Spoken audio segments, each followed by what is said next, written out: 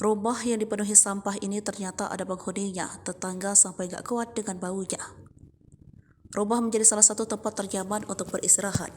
Selain itu, rumah juga menjadi perwujudan fisik dari orang-orang yang menghuninya, maka tidak heran jika rumah menjadi tempat yang istimewa bagi banyak orang.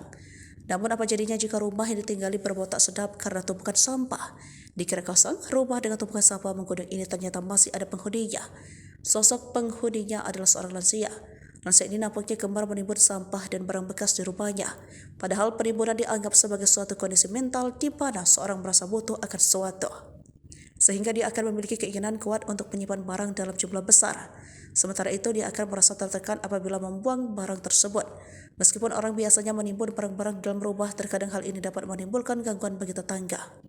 Tentu jika barang-barang tersebut ditinggalkan di luar dan mulai berbau.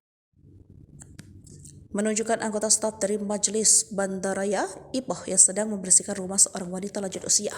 Tampak dari depan sampah berbagai jenis berserakan nyaris menumpuki rumah lansia tersebut.